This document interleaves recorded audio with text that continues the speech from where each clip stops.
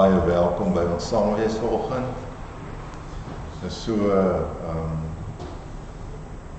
asof die wêreld besluit het ons wil 'n bietjie vakansie hou en 'n bietjie afskaal en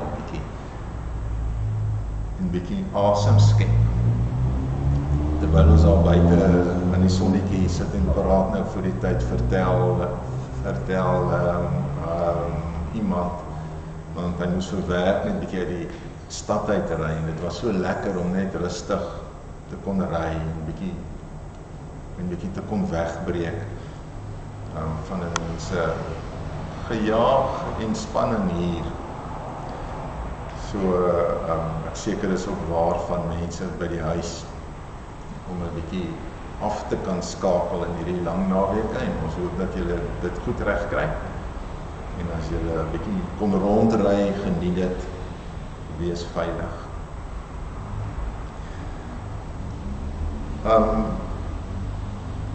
Vandag se boodskap is miskien die mees kernboodskap wat daar is. Ek dink die boodskap lê by die punt, by die passerpunt van ons Christelike geloof. En daarom is my bede en my hartsbegeerte dat ons almal dat hierdie passerpunt van die boodskap deur ons papiertjie sal druk.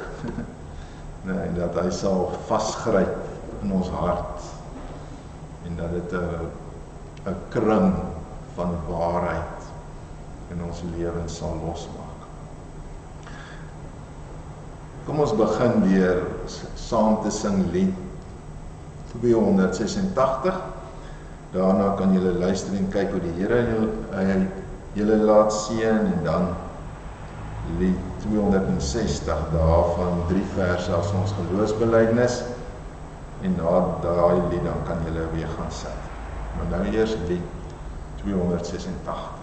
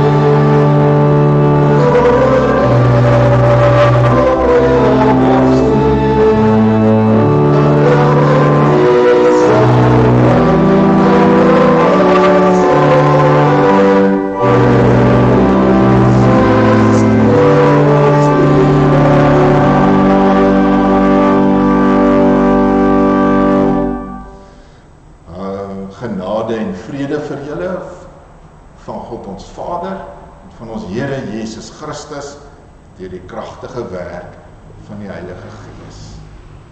Amen.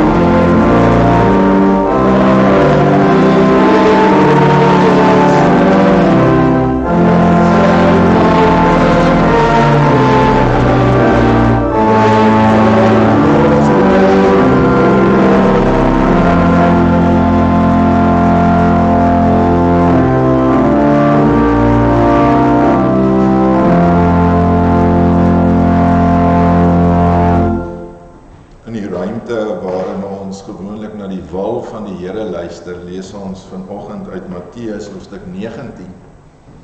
En luister na die appel wat Jesus maak op mense. En hoe hy deur hulle manier van lewe sny. Nou, hoe hy mense, ons sal later in die preek ook daaroor praat, mense het 'n sekere staanplek. En hoe 'n mens met sy staanplek na Jesus toe kom en sê, maar wat moet ek maak om vir U te volg? Of wat moet ek maak om voor die Here regverdig te wees? Dat ek gered word? En hoe hy dan by sy staanplek eintlik vashak. Kom ons lees. Daar het iemand na hom toe gekom en gesê, meneer, wat 'n goeie daad moet ek doen om die ewige lewe te verkry? En dis nou Jesus het vir hom gesê, waarom vra jy my uit oor wat goed is? Daar is net een wat goed is, maar as jy die ewige lewe wil ingaan, onderhou die gebooie. Watter gebooie bedoel jy, het hy hom gevra. Jesus het gesê, dit, jy mag nie moord pleeg nie, jy mag nie egbreek pleeg nie, jy mag nie steel nie, jy mag nie valse getuienis aflê nie, eer jou vader en jou moeder, en jy moet jou naaste lief hê soos jouself. Dit alles het ek nagekom, met die jongman gesê, en watter opsig skiet ek nog tekort? En Jesus het hom geantwoord, as jy volmaak wil wees, dan verkoop jou besittings en gee die geld vir die armes, en jy sal 'n skat in die hemel hê. Kom dan terug en volg my. Toe die jongman dit hoor, het hy bedruk weggegaan, want hy het baie besittings gehad.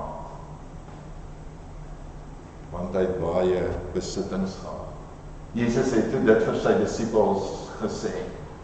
Dit verseker het julle ryk mense sal moeiliker in die koninkryk van die hemel kom, en ek stel dit nog sterker. Dis makliker vir 'n kameel om deur die oog van 'n naald te kom. Dit is 'n spreekwoord vir daai tyd. In die poort van die stad was daar 'n klein deurtjie waardeur mense kon kom, en hulle het dit die oog van die naald genoem, te kom as vir 'n ryk om in die koninkryk van God te kom. Toe die disippels dit hoor, het dit hulle geweldig ontstel, en hulle het gesê, wie kan dan gered word? En Jesus het reguit na hulle gekyk en gesê, vir mense is dit onmoontlik, maar vir God is alles moontlik.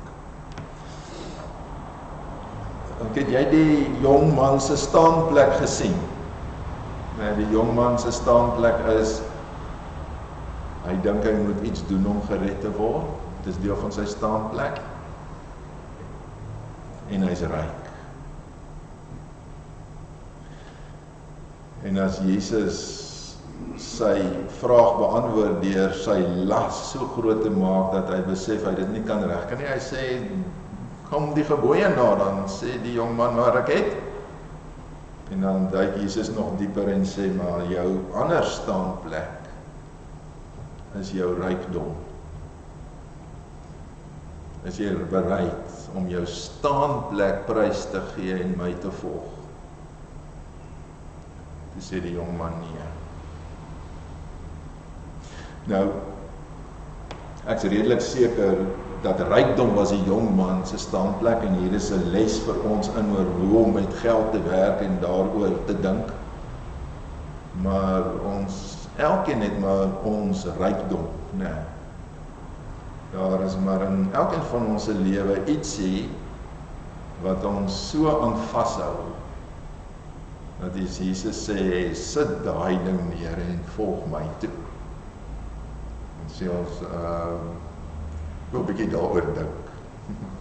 Ek weet nie of ek regtig bereid is om dit te doen nie. So hierdie rykdom, nou nie ding, ek kan dit nie bekostig om 'n nuwe kar te ry nie, so dis nie waar van my hierdie nie. Gelukkig kan ek 'n slaggie lekker diep asemhaal en sê, is 'n stukkie in die Bybel wat by my kan verbygaan nie. En dan praat die Gees in my en hy sê, Johan, maar wat van hierdie ding? Want dis jou rykdom, né? Sal jy dit neersit en my volg? Ons gaan net nou in die preek weer op hierdie gedagtes terugkom. Vir nou weet ek dat ons wat hier is, ons wil Jesus volg, ek weet dit. En daarom het ek 'n lied gekies wat dit verwoord. Ons het dit lank terug gesing, is nie baie bekend nie. Lied 505, dit is 4 verse, terwyl ons net so sit. Kom ons sing hierdie lied, die middelste 2 verse is nogal met beurtsang, so het gaan baie lekker werk. Lied 505, 4 verse.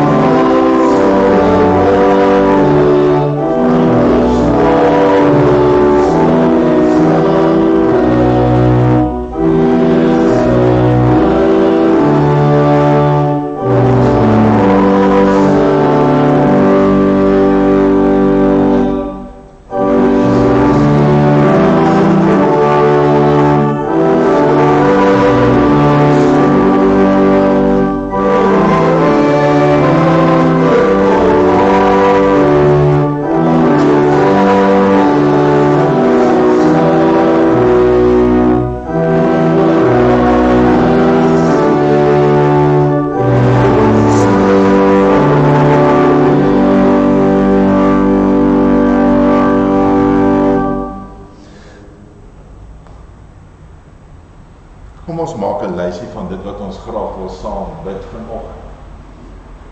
Dan mag my Henna en so net het weer 'n versoek wat vra dat ons asseblief weer vir Johan Beideman sal bid. Hy kry swaar by strawwe chemobehandeling.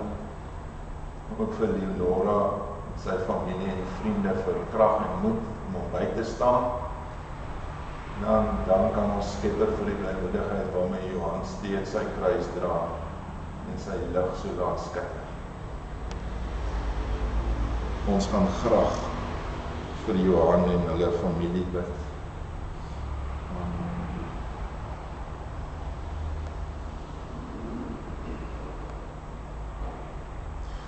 Goed, nog iets hier, waarvoor wil ons nog bid?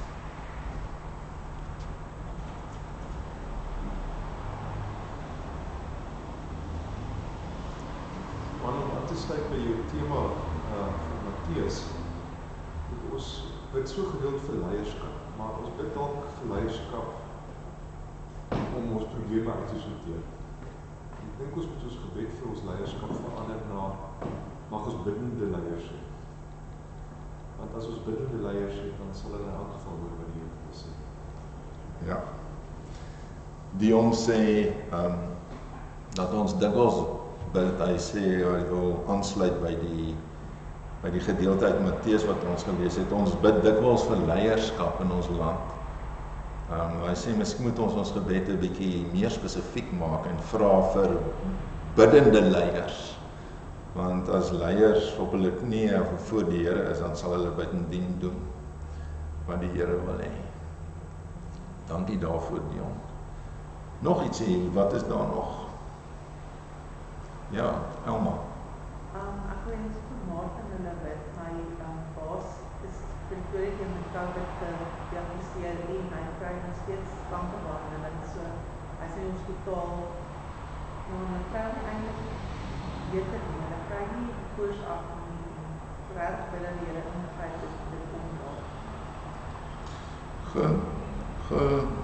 Elma sê sy wil ook op die lysie sit Martin, haar baas, wat kanker het en behandeling kry.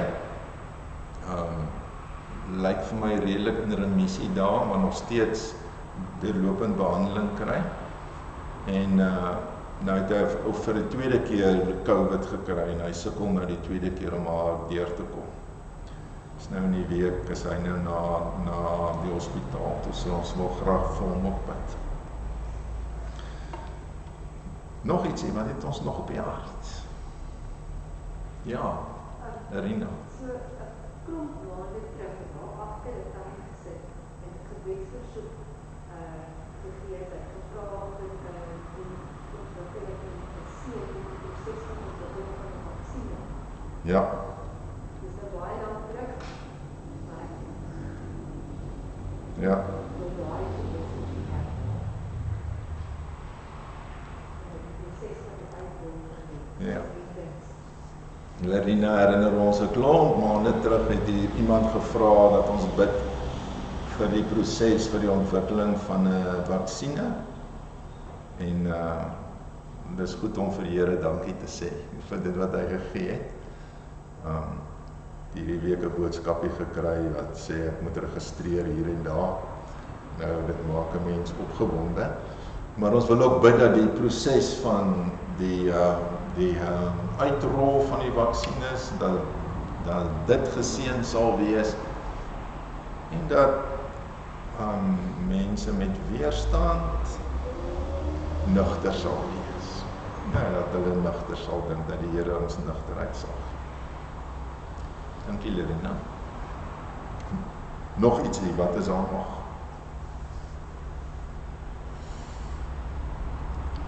Ja.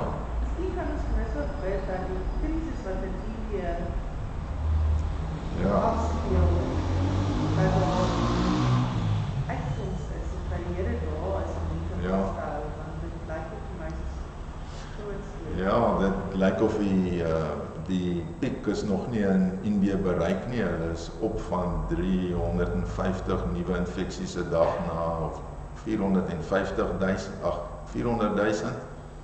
Nee, mens kan my dit nie voorstel nie, maar is natuurlik ook die skaal van die land, nee. Maar dink net hoe lyk dit daar in die hospitale en oral, nee. So, dat die Here op die ou einde sal sigbaar word, dis seker ons gebed.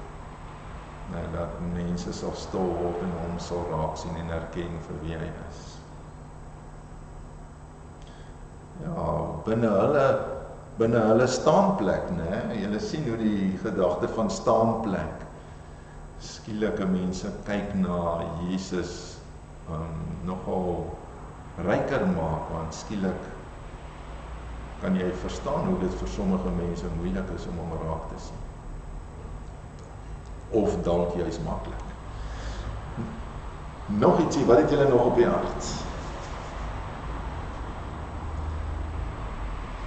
Is dit ons gebede vandag dan? Dis goed. Kom ons buig die hoofde en dan bid ons saam.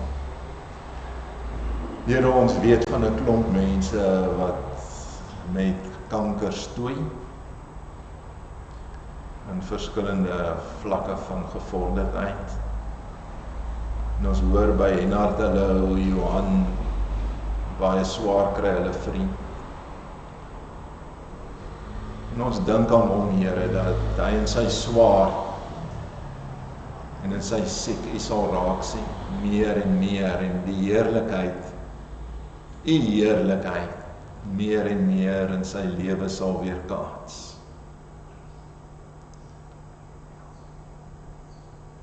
Here, ons bid dat U vir Leonora sal vashou, versorg, vriende, familie, en dat hulle sal sien, dat hulle met oë sal kyk, wat hulle U langs hom en in hom en by hulle raak sien. Here, omhels hulle met U warm liefde. Geef hulle die bewustheid dat U by hulle is. En ons dink aan Sakkie en Ria, Sakkie wat siek is, ook aan kanker. Ons dink aan Evie wat siek is, ook met kanker. En ons bid ook vir hulle hierdie selfde nabyheid, Here, dat hulle U sal raak sien, dat as hulle in hulle gedagtes, met hulle gedagte hande gryp na iets, dat hulle in U sal vasgryp en U sal omhels.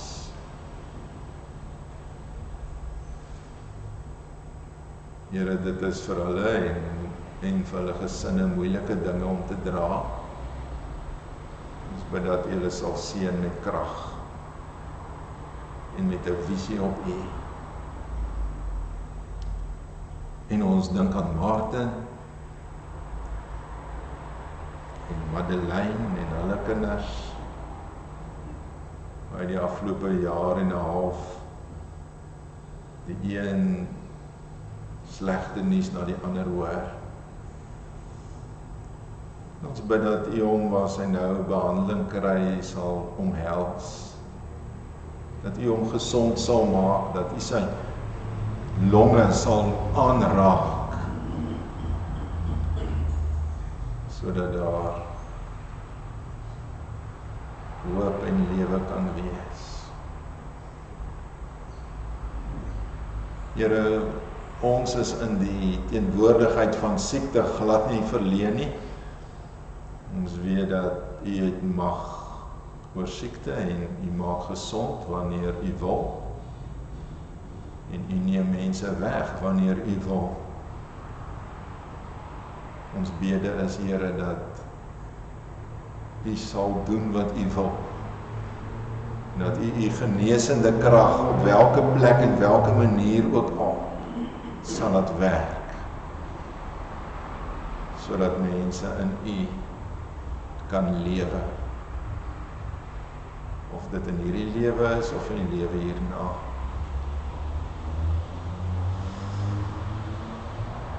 Here, ons wil bid vir die mense in Indië, waar die virus soos die veldbrand hier oor Tafelberg onbeheerbaar brand.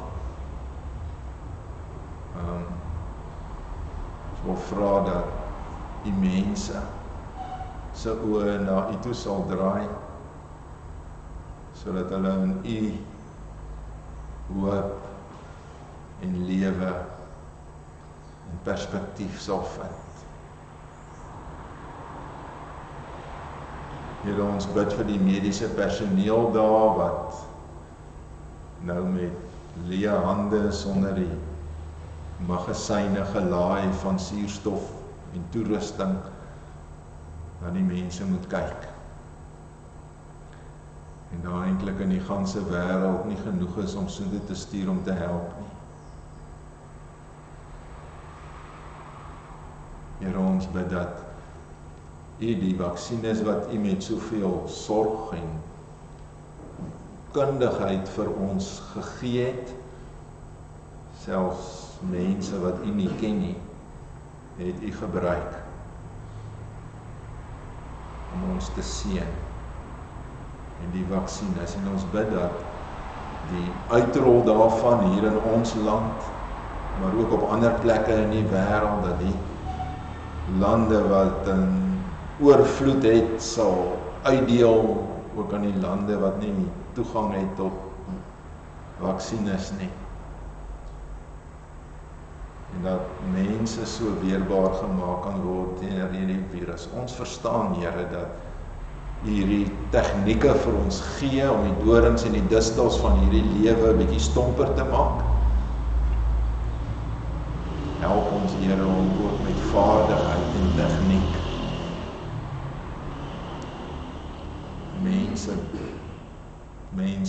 in te ent, sodat daar 'n kudde weerbaarheid is.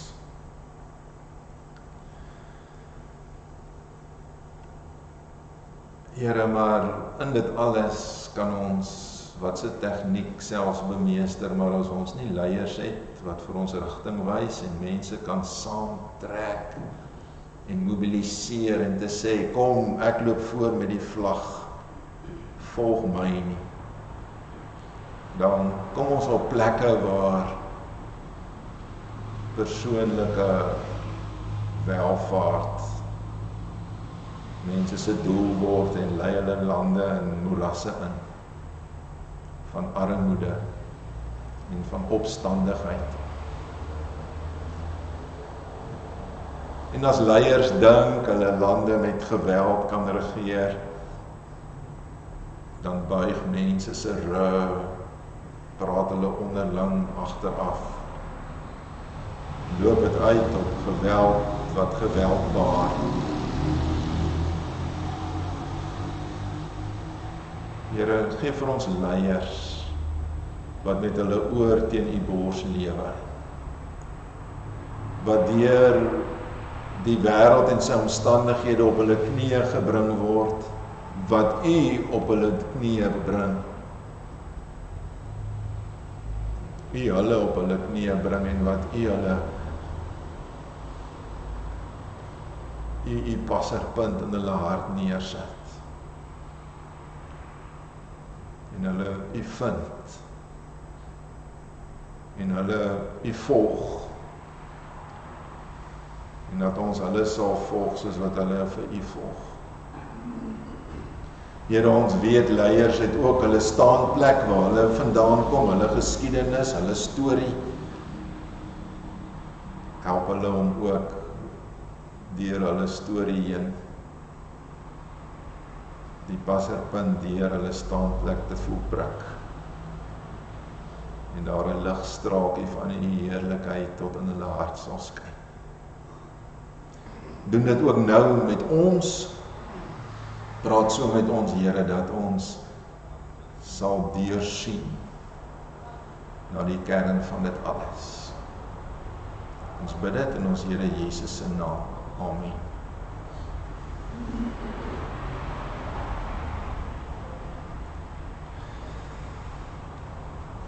Vandag se boodskap het eintlik twee doelwitte. Die een doel is om te verduidelik hoekom dit vir mense so moeilik is om Jesus te volg. Ons het gesien die jong man het moeilik om Jesus te volg. En dis op 'n manier van ons almal waar ons het almal 'n rykdom wat ons nie wil afgee nie. Die tweede boodskap is, maar wat gebeur as ons Jesus volg? Wat doen ons? En wat is die resultaat daarvan? So, dis die twee doele, wat maak dit moeilik? En wat gebeur? Nou, die skrifgedeelte wat ons lees is nogal 'n moeilike skrifgedeelte. Die gedagtes is nou tipies soos wat Johannes skryf. Jy lees dit en lees dit weer en lees dit weer en na die 10de keer dan weet jy nog nie of jy mooi verstaan wat hy sê nie. Want so laagies het dit. En so bedoel hy meer dinge met dieselfde woorde. So ek gaan terwyl ons die skrifgedeelte lees, so hier en daar kommentaar lewer. En dan daarna gaan ek hierdie twee vrae waarmee ons nou begin en dit probeer beantwoord. Kom ons lees Johannes hoofstuk 8 vanaf vers 31 tot 47. Ek het so telkens links bo die teks probeer om 'n klein opskrifie of 'n geheuebruggie te gee, dat 'n mens nie te veel in die teks verdwaal. Hoe sê Jesus vir die Jode wat in hom glo? Nou, daar's 'n groot debat oor hierdie wat in hom glo, want later praat hy met hulle en hy sê, maar julle glo nie in my nie. So, mens moet hierdie glo sien nie as 'n verlossende geloof nie, maar 'n geloof wat sê, ek het na jou toe gekom om na jou te kom luister. Ek het kom soek, ek wil jou graag glo. As julle, en dit is dan die sleutelverse, of die sleutelwoorde vir die preek, as julle aan my woorde getrou bly, is julle waarlik my disippels. En julle sal die waarheid ken, en die waarheid sal julle vry maak. As julle sien julle hierdie 4 dinge, as julle my woorde getrou bly, is julle waarlik my disippels, en julle sal die waarheid ken, en die waarheid sal julle vry maak. Hulle het hom geantwoord, of die opskrifie van die volgende paragraaf is slawe. Hulle het hom geantwoord, ons is die nageslag van Abraham en was nog nooit iemand se slawe nie. So hulle hoor die woordjie vrymaak, né? En sê, maar waarvan moet ons vrykom? Ons was niemand se slawe nie. Hoe kan jy sê julle sal vry word? Waarvan moet ons vry word?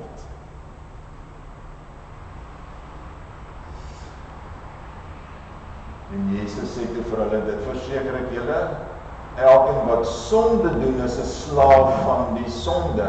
'n Slaaf bly nie vir altyd in 'n huisgesin nie, maar 'n seun bly vir altyd. Eers wanneer die seun julle vry maak, sal julle werklik vry wees. So die vryheid waarvan Jesus hier praat is vry daarvan dat jy sonde as 'n baas het. Sonde is nie meer jou baas nie as Jesus jou vrymaak. Dis waarheen hy hulle roep. En nou gebruik hy die beeld van slawerny.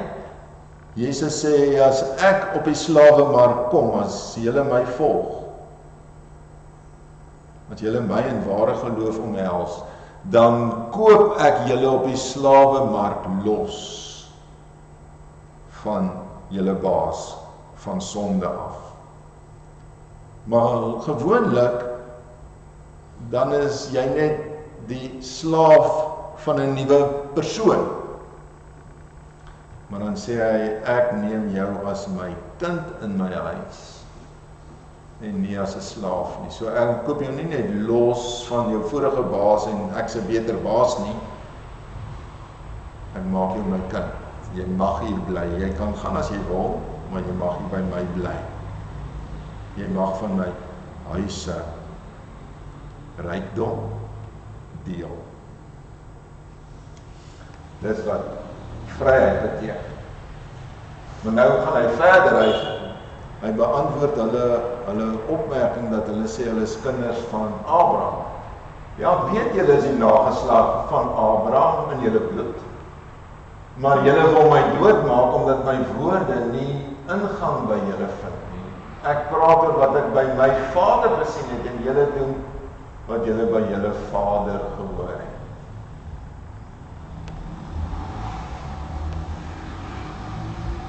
Wat sê hy vir hulle? Hy sê, julle is na bloed, is julle Abraham se kinders, ja. Maar ons gaan nou lees, Abraham het God as 'n vader gehad, maar julle het die duiwel as 'n vader. So julle is nie Abraham se kinders na gees nie. Hulle het vir hom gesê, ons vader is Abraham. Sien julle hulle staanplek, né? Dis wie ons is, dis ons legacy, dis ons kultuur, dis ons volksidentiteit. Dis wie ons is. Daarop sê Jesus, maar julle aardse baas, daarop sê Jesus vir hulle, as julle kinders van Abraham was, sal julle gedoen het wat Abraham gedoen het. Sien, hy verwys nou na as hulle geestelik sy kinders was. Maar nou wil julle my doodmaak, vir my wat die waarheid wat ek by God gehoor het aan julle verkondig. Dit is nie wat Abraham gedoen het nie. Julle doen wat julle vader gedoen het. So hy sinspeel dit sê, maar julle het eintlik 'n ander vader as vader Abraham. Nee, want julle doen nie wat hy gedoen het nie. Hy het by God gehoor, en hy het gedoen wat God wou, maar julle doen dit nie. Julle het 'n ander baas, 'n geestelike baas. Hulle sê toe vir hom, ons is nie uit owerspel gebore nie, ons het net een Vader, naamlik God. So nou beweeg hulle op die vlak van, goed, maar wie is die geestelike Vader wat ons het? Dan sê Jesus vir hulle, as God julle Vader was, sal julle my lief hê, want ek het van God afgekom. Ek is julle broer. En hier is ek nou. Ek het immers ook nie uit my eie gekom nie, maar hy het my gestuur. Waarom begryp julle nie wat ek sê nie? Omdat julle my boodskap nie kan verstaan nie met die implikasie, want julle het eintlik 'n ander pa. Julle het eintlik 'n ander vader. Julle is kinders van die duiwel. Hier sê Jesus dit nou. Sê hy vir gehoorsame, goeie Jode. Sê hy, weet julle wat, julle is eintlik kinders van die duiwel. Nee, maar Abraham is my pa. Ons kom van hom af. Ons het by hom gekry, ons moet leef. Nee, dan sal julle my gehoor het vir wie ek is.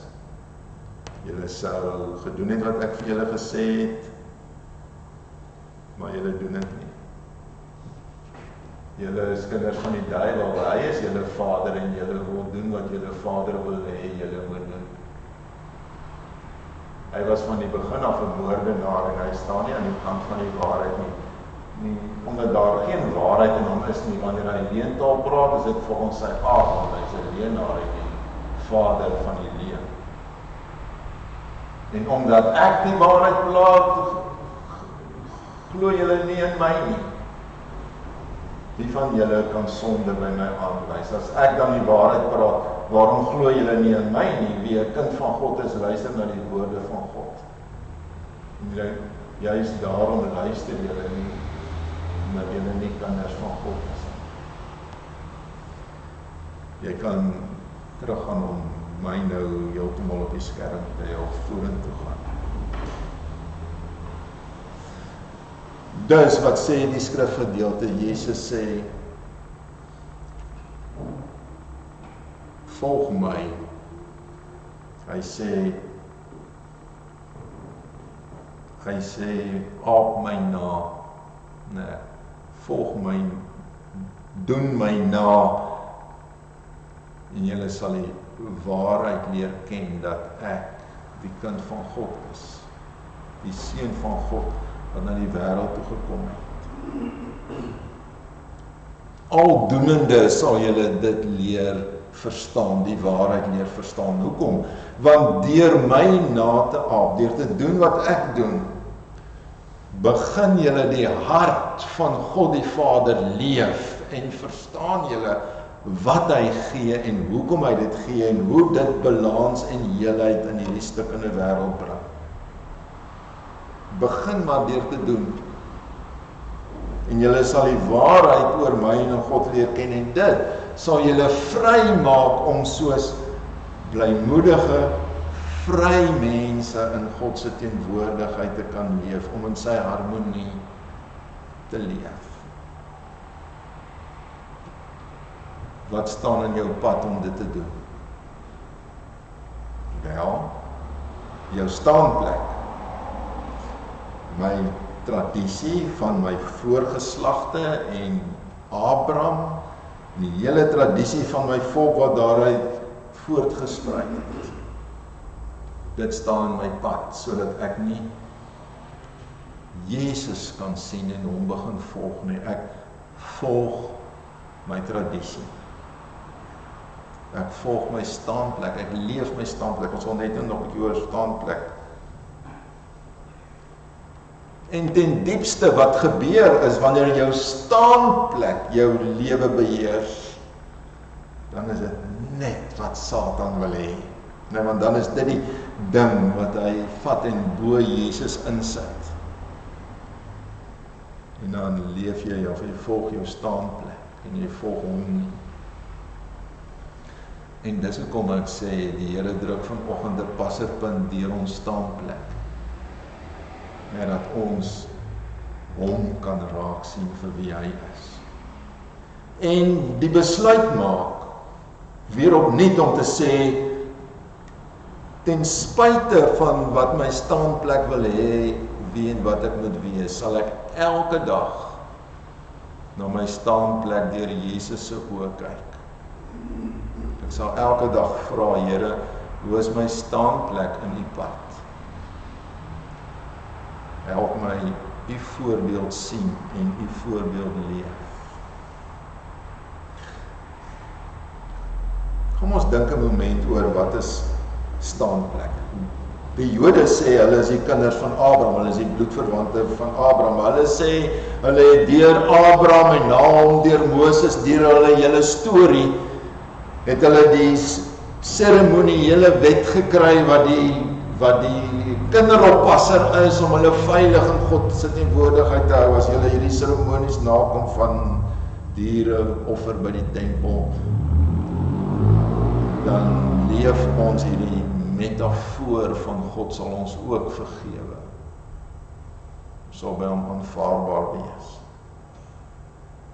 Maar hierdie seremonies het julle staanplek geword, dit het julle wêreld geword, dit het julle voorskrif, julle wette geword.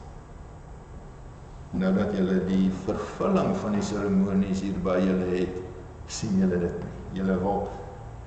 Julle wil by die kinderoppassertjie bly leef. Dit het julle kultuur geword. Dit het julle geleerdheid geword. Boeta, julle kan hierdie wette dissekteer tot in die 5de desimale punt. Ek bedoel soos in 2.5.1.3.c. Nou kan ons hierdie wette dissekteer. Maar sien julle my raak? Julle rykdom? Julle staanplek? Lyk so, en nou bring Jesus ietsie anders. Ietsie wat bietjie onseker is, ietsie wat vra dat jy moet 'n tree gee. En jy kan nie, want jy is vasgegroei in jou staanplek. Jesus sê, los jou rykdom. Los jou tree uit jou staanplek en volg my, en dit sal veilig wees. Veilig wees. Ek moet net dit sê.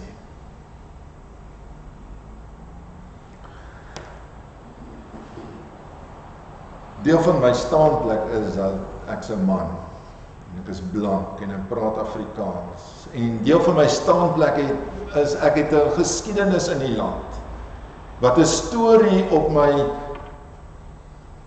manlike blanke Afrikanerskap neersit. Dis my staanplek en ek leef hierdie staanplek met sy skaduwee en sy skuldgevoelens en sy gevoel van verontrigting. Ek leef dit.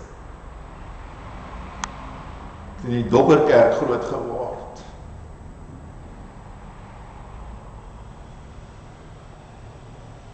Waar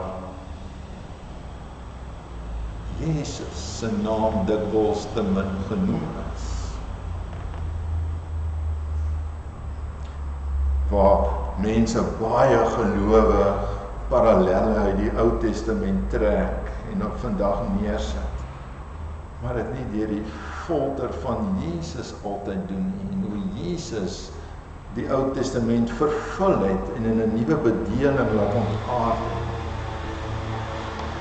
Ek is lief vir hierdie kerk van ons, is my staanplek.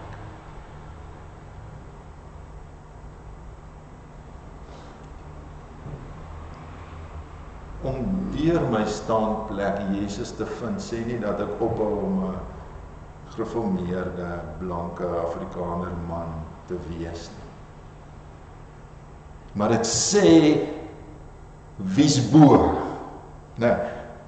My staanplek is nie bo nie, Jesus is bo.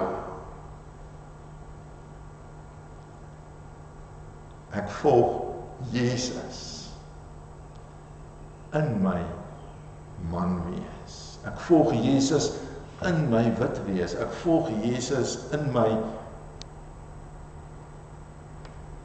gereformeerd wees, in my Afrikaans wees. My identiteit, my staanplek is nie bo nie.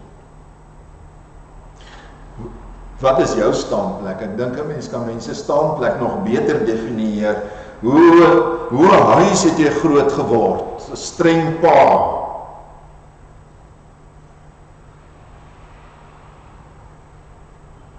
Wat in jou huis definieer jou? Wat neem jy saam van hoe jy groot geword het? Het is jou identiteit, het is jou staanplek nou dat ek rebelleer teen wat dit ek in my huis beleef het, of is jou staanplek nou ek is geseën in dit wat ek in my huis beleef het? Jou geslag. Wat is die geskiedenis van jou manlikheid, jou vroulikheid? Wat is jou storie? Want jy beleef dat deure vir jou toe is omdat jy 'n vrou is of omdat jy 'n man is. Hoe dra jy die rugsak van Afrikaner wees?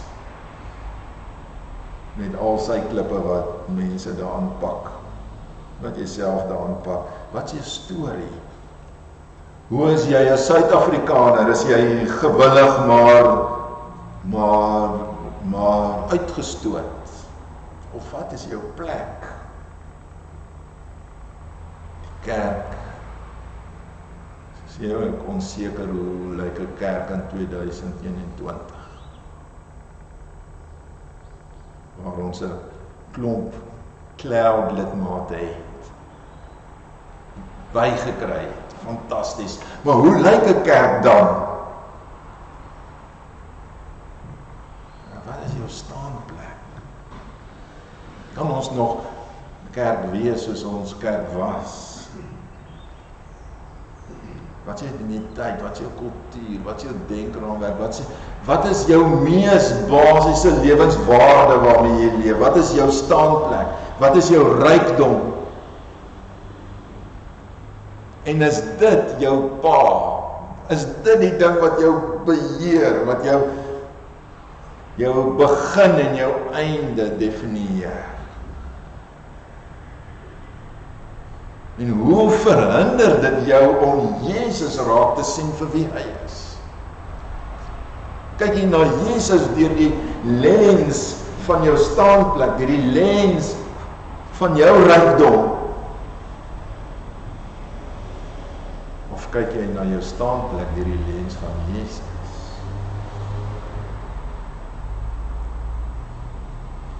Jesus bring dalk iets anders, iets wat jou staanplek dalk moet herdefinieer. Partykeer baie grof so.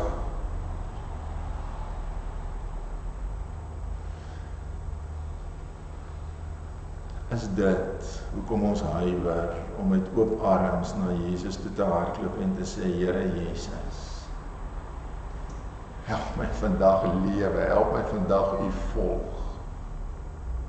Hier is ek. Waar wil U my vandag heen vat? Wat wil U vandag my hande laat doen? Ek sê hier, my mond laat praat. Ek sê hier. Vat my.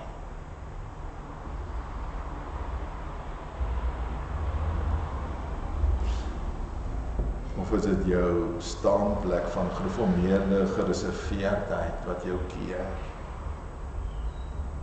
Of jou staanplek van is dominante sekulêre wêreld, ek durf nie daar buite die naam van die Here gebruik nie.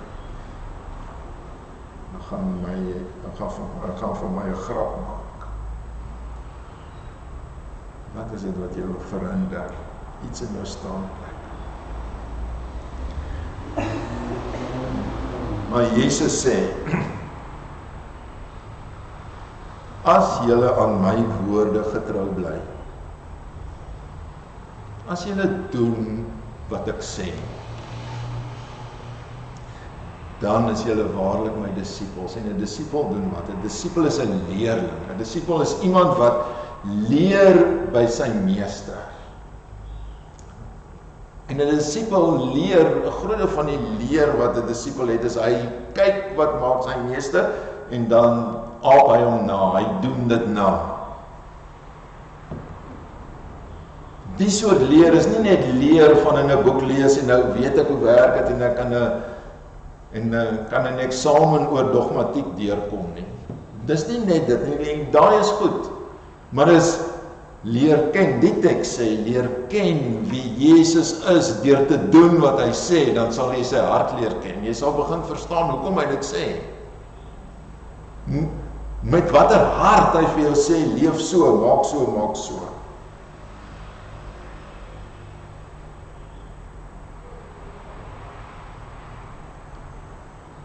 Hoekom Jesus? Hoekom nie Mandela of Gandhi of iemand anders? Want God is goed. En God het sy goedheid in 'n mens se lyf ingesit. En daai mens se lyf was Jesus.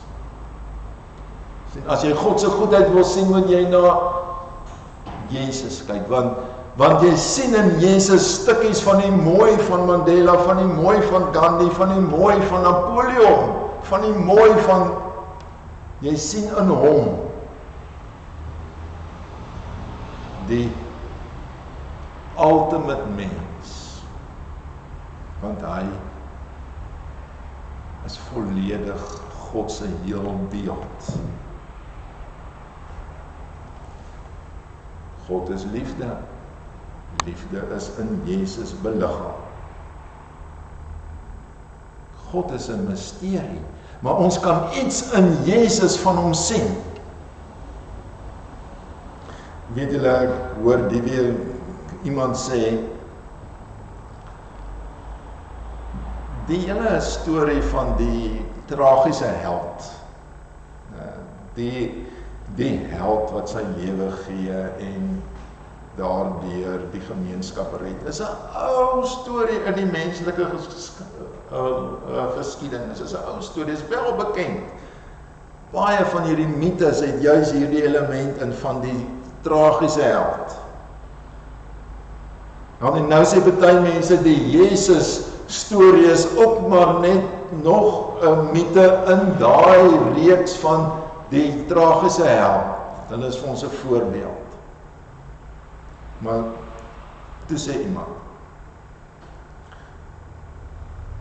maar die mense het hierdie mite storie geverstaan in die tyd toe Jesus geleef het. Dit was reeds 'n bekende ding. As jy net al die Griekse tragedies lees, dan het jy verstaan, hulle het dit al geweet.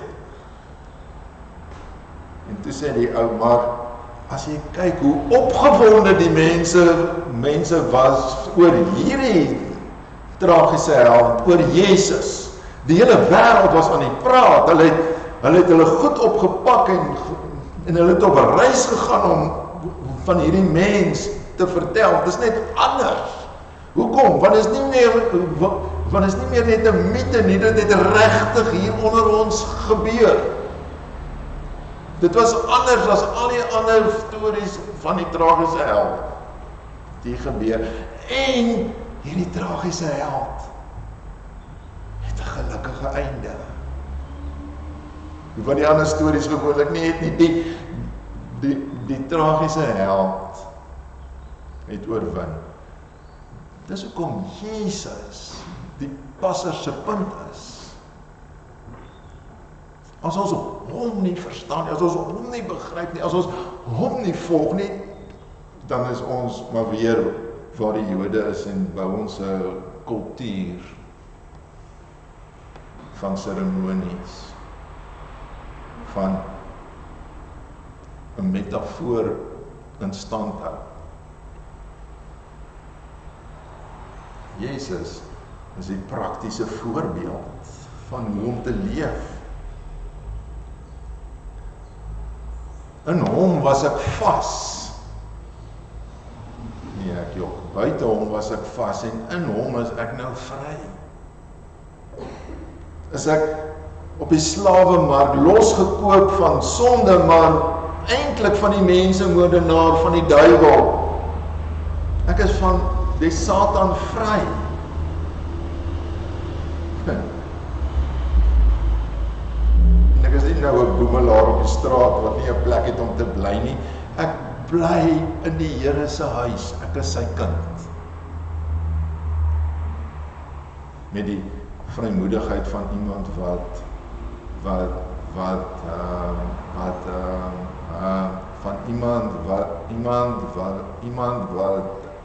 iemand wat yskas reg tot jou huis het.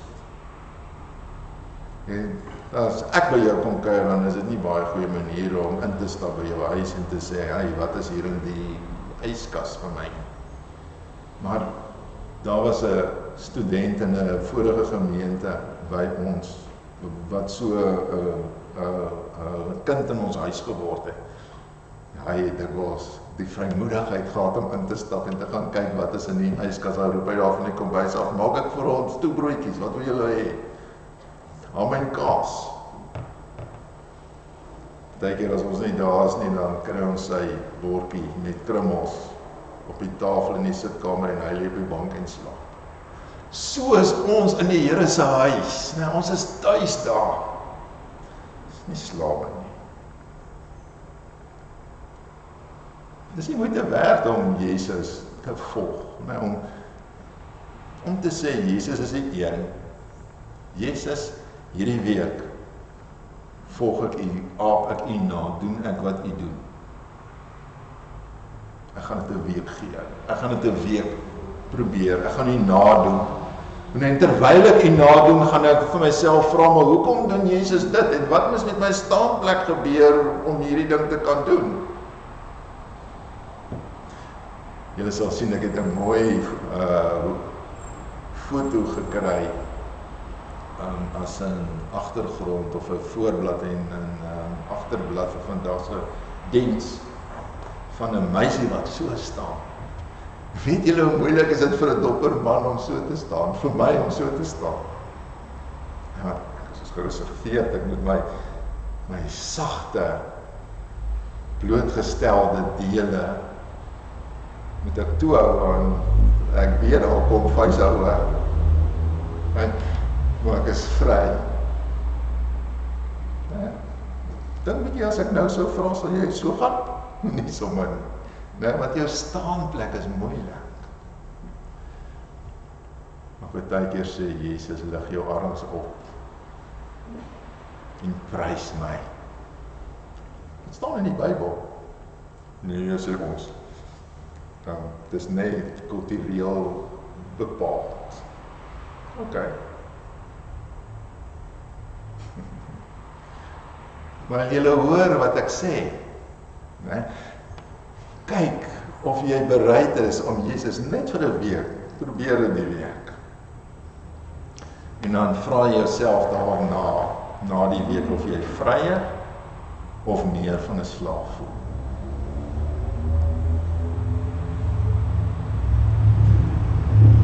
Weet jy wat gaan jy beleef? Jy gaan beleef jy is in harmonie met God. Jou hart klop in ritme met sy hart. Hy resoneer met sy hart. Jy gaan agterkom jy leef in harmonie met die wêreld, want God het die wêreld geskep en nie, en ek bedoel die skepping. En hy het die skepping geskep en dit pols van sy teenwoordigheid en jou hart klop met sy teenwoordigheid en dan gaan jou hart, jy gaan die skepping op nuwe maniere sien en beleef, net deur te begin doen wat hy sê, wat hy doen. En jy gaan die nuus lees en jy gaan na die nuutste hysterie kyk. Nee, jy gaan so lees en sê die nuutste hysterie is, sien iemand sê, kapitalisme laat sterf. Nogal iemand waarvoor ek respek het. en jy dink, Here Jesus, as ek doen wat U sê, dan werk ek hard. En dan is my werk 'n vreugde. En ek gebruik my inkomste waarvoor? Jesus sê, werk hard sodat jy genoeg het om te gee wat nie vir die wat nie het nie. Klink vir my so sosialisme. Maar dit het nie daai name nie. Dis net ek volg Jesus.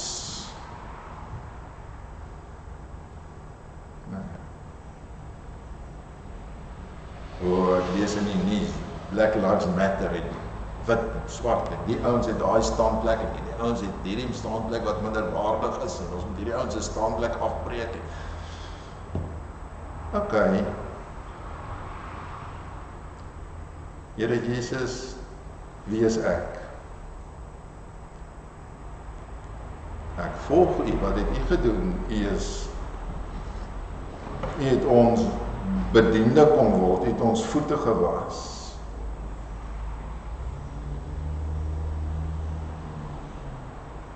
Here Jesus, wie is die mens wat in die straat vir U verbyloop? Dit is een van my kinders. Maar sy lyk dan nie soos ek nie. Ja. En dis dit. Dis eenvoudig. En dan lees mens hierdie goed oor, ons moet die aarde groen maak en behandel en Christene doen dit buitendien. Hulle op die strandstaf wat hulle in diene vir hulle sak saam en tel sommer die plastiek op wat daar is. Hulle doen dit buitendien. Want hulle verstaan die Here se hartklop. Dan gaan al hierdie campaigns wat hierdie sosiale, wat sal ons dit noem, hysteries, gaan by ons verby, want ons lewe buitendien heel. Dan word ons die voorlopers sonder om met 'n plakkaat hoef te loop. In Rome, die storie vertel ek graag baie keer in Rome, daar is dokumentasie wat dit bewys dat in Rome het hulle mos al die vroulike babietjies of baie van die vroulike babietjies in die winternag buite op straat gesit dat die babietjie doodgaan want hulle het nie nog vroue in die gemeenskappe en die mans is goed want hulle kon 'n swaard dra. En maar daar was genoeg vroue. En dan het die Christene gegaan en wat gedoen? Hulle het daai babietjies gaan haal en die babietjies groot gemaak en die Romeinse amptenaars skryf, wie is hierdie mense wat beter is as ons? Die mense wat hulle weggooi, gaan tel hulle op. Nee, die mense wat die Romeine weggooi, gaan tel hierdie Christene op en dan maak hulle met hulle geld groot. Hoekom? Want die Christene het eenvoudig verstaan, mense is waardevol, hulle is God se kinders. Ja, hulle is sy skepsels. Hulle hoor wat ek sê, ek hoef nie nog voorbeelde te gebruik nie. As 'n mens Jesus volg, dan word jy vry. Dan word die lewe eintlik eenvoudig. Jy hoef nie na almal te luister en na elke nuwe gier op die waantjie te klim. En jy leef buitendien gebalanseerd, maar dan moet daai passerpunt deur jou staanplek druk. Dan moet daai lig van Jesus by jou uitkom. Ek sluit af.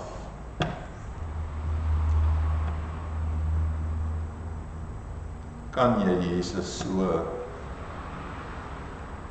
volg? Kan jy Jesus bo jou staanplek sit en dan vaar wat hy sê? Dit nie te probeer wegredeneer en wegrationaliseer en jou wegverdedig dat hy jou nie op moeilike plekke moet vat nie.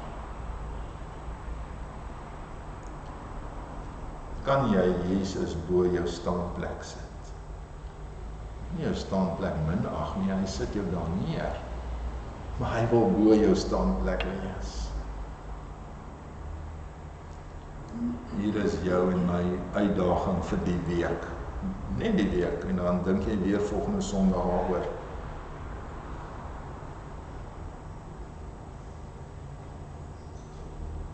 Is jy bereid om nadat ek hier amen gesê het, saam met my te bid en te sê, Here Jesus,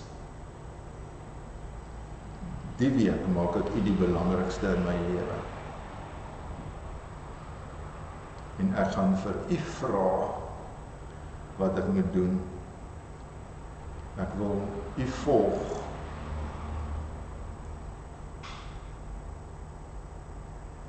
Ek wil selfs hê dat U my sal help om my staanplek raak te sien soos wat U my staanplek raak sien.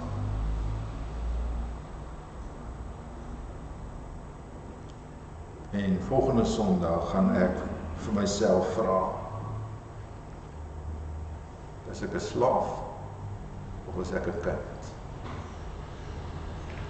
Is jy bereid om hierdie gebed saam met my te bid?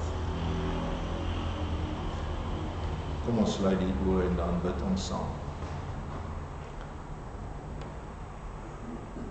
Here Jesus, ek wil hierdie week U opnuut volg, dieper volg. Ek wil vir U vra, wat moet ek doen?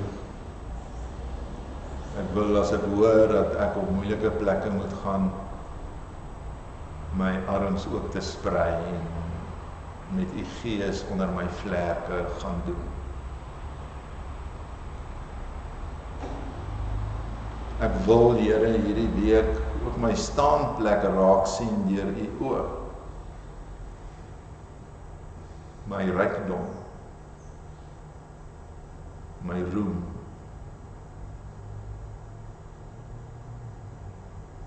Ek wil my prioriteitslysie neerskryf. En al die dinge wat ek bo U neersit, voor U kom neersit en sê, Here, wat tog moet ek met hierdie dinge maak?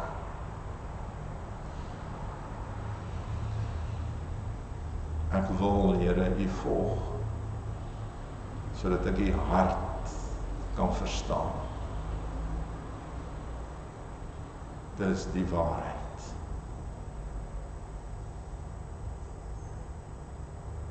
Here, maak ons vry van die greep wat Satan, die sonde en die gewoontes en kulture wat Satan rondom sonde geskep het. Maak my daarvan vry. Ek bid dit in Jesus se naam. Amen. Lied 219. Laat ons sing van ons verlosser. 219, 3 verse, dan kan julle luister en kyk hoe die Here julle laat seën. En na die seën sing ons lied 529, dank die Heer. Sy goedheid en sy liefde stop nie.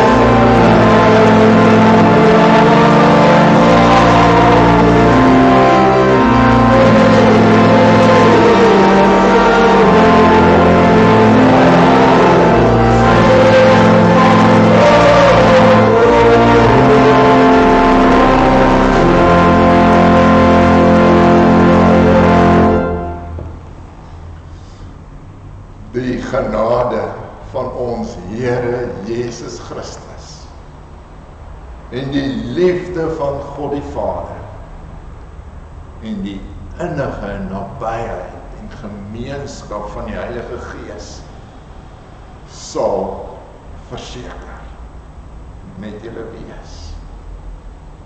Amen.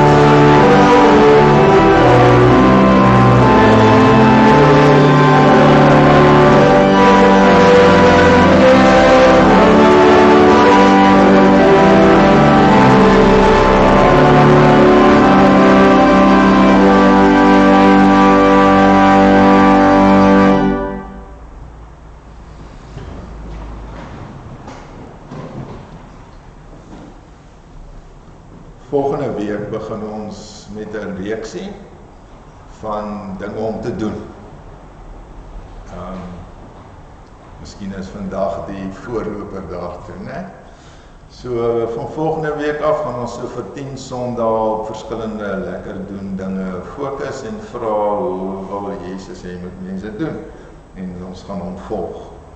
Ons gaan dus konsentreer op 10 verskillende dinge. Vandag se kollekte is vir die kerkas. Julle weet al die maniere hoe om dit te gee en wees gegroet in die naam van ons Here Jesus. Mag hy net so 1/2 meter voor julle leef die hele week. Geniet dit.